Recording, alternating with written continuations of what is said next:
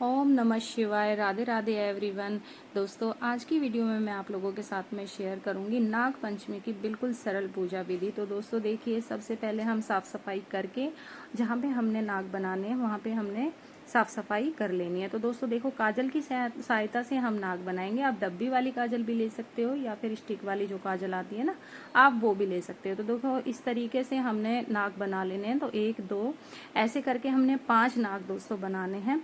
और इसी के साथ में देखो, आप किसी स्टिक पे भी नाग बना सकते हो, पेपर जैसे लेके उस पे भी नाग बना सकते हो, या फिर दीवार पे भी आप नाग बना सकते हो। और देखो, कोई कोई के यहाँ ना आटे से और मिट्टी से भी नाग बना के नाग पंचमी की पूजा की जाती है। तो देखिए, उसको ना फिर विसर्जन करने का थोड़ा सा रहता है। तो जैसे अगर विसर्जन करने में कोई दिक्कत नहीं हो तो आप मिट्टी का और आटे से नाग बना के नाग पंचमी का त्यौहार मना सकते हो। लेकिन मैं यहाँ पे अपना किचन में ही नाग जैसे बना के और नाग पंचमी की पूजा करती हूँ।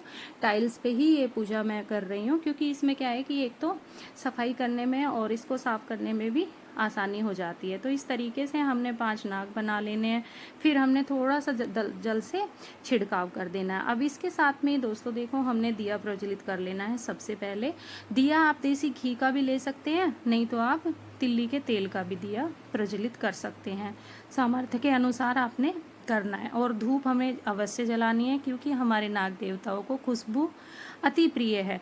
तो साथ में धूप भी हमने जलानी है और फूल हमने अवश्य चढ़ाने हैं। तो इस तरीके से देखिए, हमें धूप दीप दिखाना है और खुशबू अति प्रिय है, तो इस चक्कर में हमने धूप अवश्य ही जलानी है, क्योंकि नागों को खुशबू बहुत ही प्रिय है। इसी के साथ में दोस्तों हमने हल्दी से तिलक कर देना है। और हल्दी के तिलक के बाद में हमने रोली से भी तिलक करना है। तो दिए की भी हमें पूजा करनी है, दिए को भी हमने तिलक कर देना है। साथ में हमने वस्त्र स्वरूप कलावा समर्पित कर देना है। अब हमारे नागों को है खुशबू अति प्रिय, तो हमें फूल अवश्य समर्पित करने। फूल चाहे कोई भी हो, तो हमें इस तरीके से फूल समर्पित कर देना है। साथ में ही दोस्तों हमने देखो चावल समर्पित कर देना है, अक्षत। और ये याद रहे दोस्तों, ये साबुत होने चाहिए, अक्षत खंडित वाले नहीं होने चाहिए। तो इस तरीके से हमने चावल समर्पित कर दिए। साथ में दोस्तों आप बाजरा या मोठ, किसी किसी के यहाँ मोठ समर्पित होता है, किसी किसी के यहाँ से चावल अन्न मतलब लेना होता है। तो यहाँ पे मैंने ये मोठ है, ये समर्पित कर दिया। अब इसी के साथ में नागों को दूध अति प्रिय है, तो हमने साथ में ही दूध भी समर्पित कर दिया है।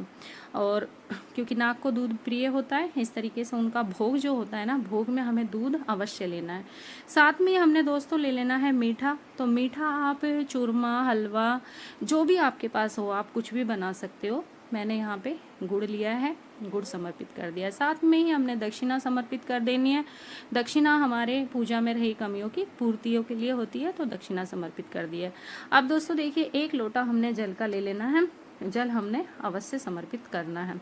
तो इस तरीके से हमने ये सारी सामग्री समर्पित कर दिया। अब साथ में देखो, आप मोठ लो या बाजरा लो, ये एक फूल ले लो। अब हमने नाग पंचमी की कथा सुननी है। तो कथा सुनने के लिए हमने खाली हाथ नहीं, हाथ में अवश्य ले लेना है। कथा सुनने के बाद में दोस्तों, जो भी हमने हाथ में जैसे मोठ है या बाजरा है, वो वहीं पे ही जहाँ पे हम नाग पंचमी की पूजा करनी है वो छोड़ देने हैं।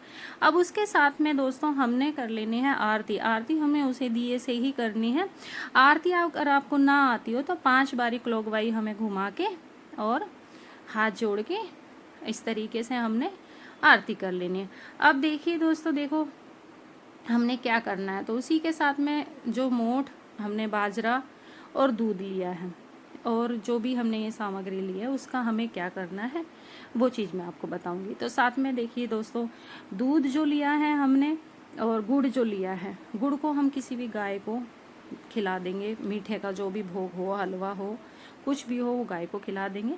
और दूध हम किसी गमले में समर्पित कर देंगे, या नाग का जैसे पेड़ होता है ना, अगर आपके पास वो हो तो आप उसमें भी चढ़ा सकते हो।